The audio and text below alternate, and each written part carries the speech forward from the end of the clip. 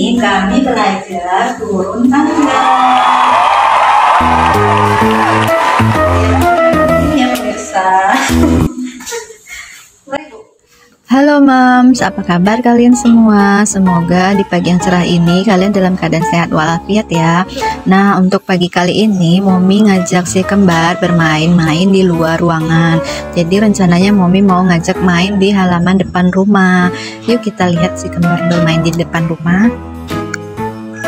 Sebelum itu kita bermain di tangga dulu ya pemirsa. Jadi di sini Momi mau ngajarin si kembar gimana sih caranya naik turun di tangga yang aman untuk anak kecil.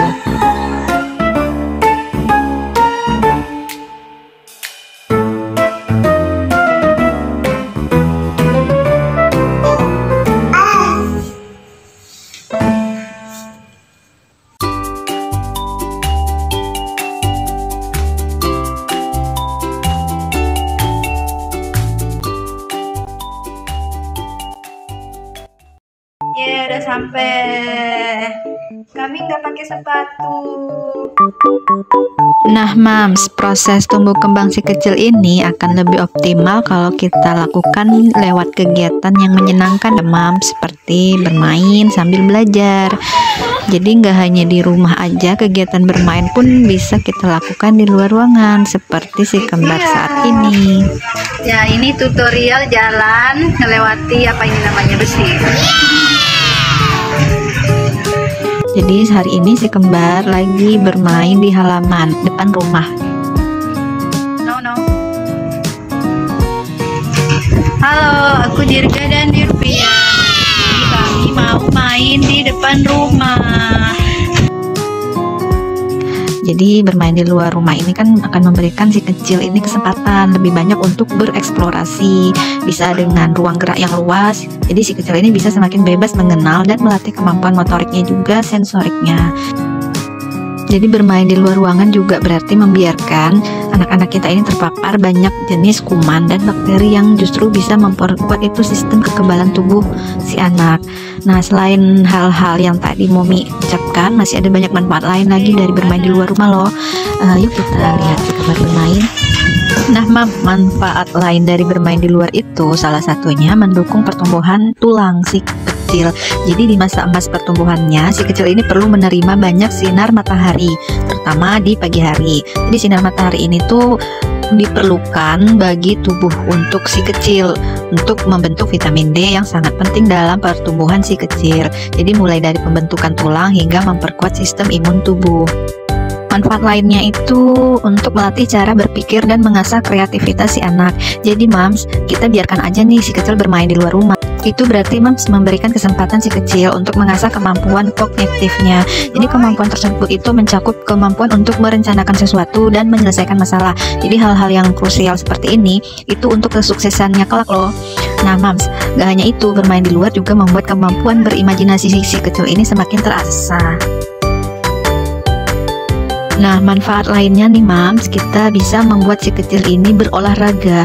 Jadi secara tidak langsung si kecil ini kan perlu bergerak aktif setidaknya itu 1 jam setiap harinya. Jadi dengan mengajak bermain di luar rumah sama aja kita mengajak mereka melakukan olahraga. Jadi olahraga yang menyenangkan dengan cara berlari atau melompat. Nah, seperti yang dilakukan si kembar ini, mereka naik turun karena kondisi di rumah kebetulan turunan. Jadi mereka ini naik turun.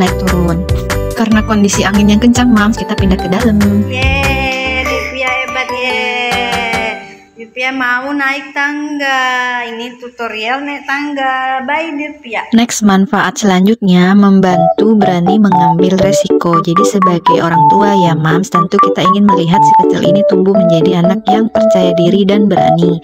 Jadi dengan cara mereka berani bermain di tangga itu juga membiarkan mereka berani dalam mengambil resiko. Jadi mereka akan percaya diri, jadi berusaha berinteraksi dengan lingkungan sekitarnya dengan cara keberaniannya.